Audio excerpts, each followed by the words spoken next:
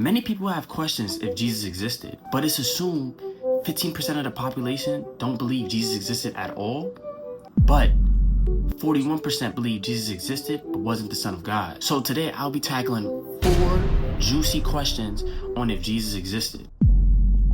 Starting off with the first question, did Jesus really exist? What historical evidence is there outside of the Bible of his existence? And do non-Christian sources mention if Jesus existed? So we're going to start with that basic question and we're going to start digging deeper from there. Josephus mentions Jesus twice, including a reference to Jesus' brother. Okay, so Josephus, what is Joseph? Oh, so he was a person. Okay, so this Josephus, Flavius Josephus, he was a person. Okay, he's a Roman Jewish historian and a military leader. So now let's see, where did he write about Jesus? The Antiques of the Jews, Book 18, Chapter 3. Okay, let's go to it. All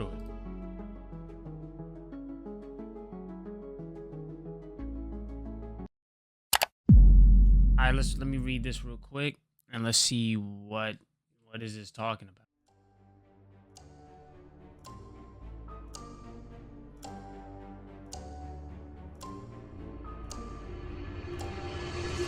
Okay, guys, we found where they talking about Jesus. It says, now there was about this time Jesus, a wise man, if it be lawful to call him a man, for he was a doer of wonderful works, a teacher of such men as received the truth with pleasure.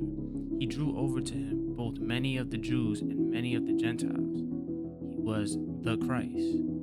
And when Pilate, at the suggestion of principal men among us, had condemned him to the cross, those that loved him at the first did not forsake him, for he had appeared to them alive again the third day, as divine prophets had foretold these and 10,000 other wonderful things concerning him.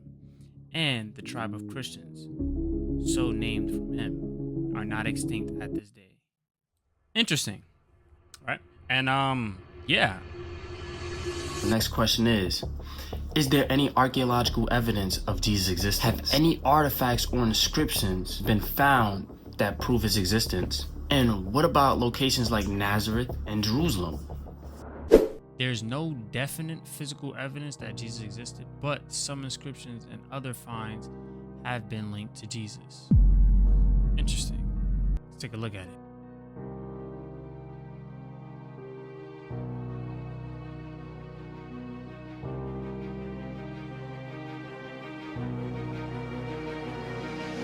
Okay.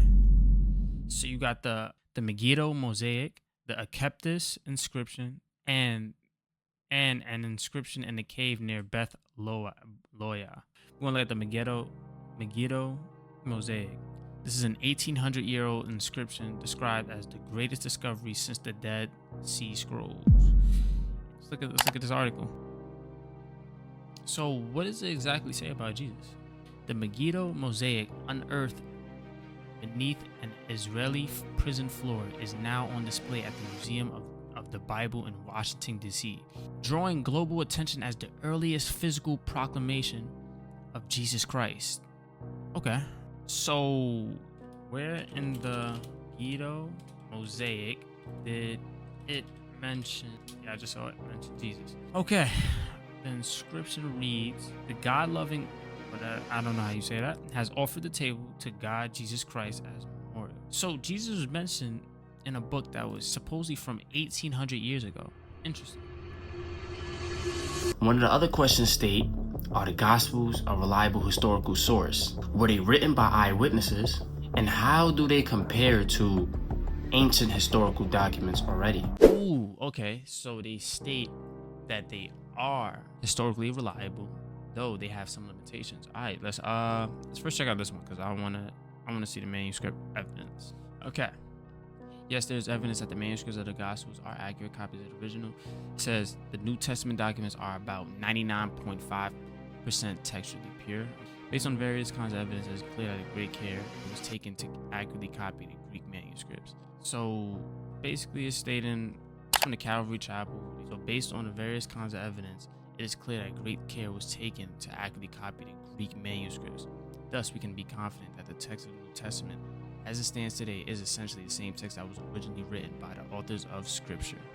Without any doubt, the quantity of New Testament manuscripts, the dates from the original manuscripts to the earliest copies available, and quality of the copies of New Testament manuscripts all serve as undeniable and powerful witnesses to accurate preservation of God's inspired and inerrant word.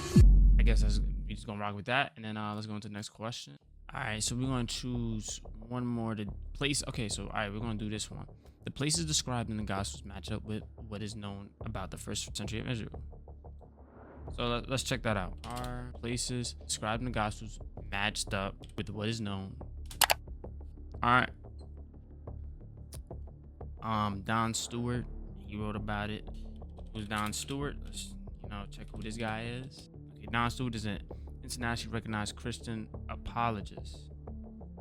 What is an apologist? A person who offers an argument in defense of something controversial. All right, so let's see what he's talking about. Evidence shows that they are trustworthy. While it is not possible to independently verify everything that the four Gospels record, it is possible to see if what they record matches up with what we know about the first century life in that part of the world. When we do this, we find that what they have written does indeed match up with the known history of that period.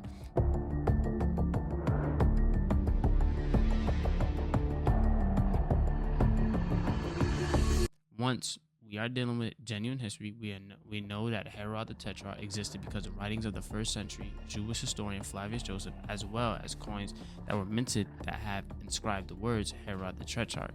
The Gospels are once again found to be accurate. And he goes into more, basically proving the Gospels are accurate.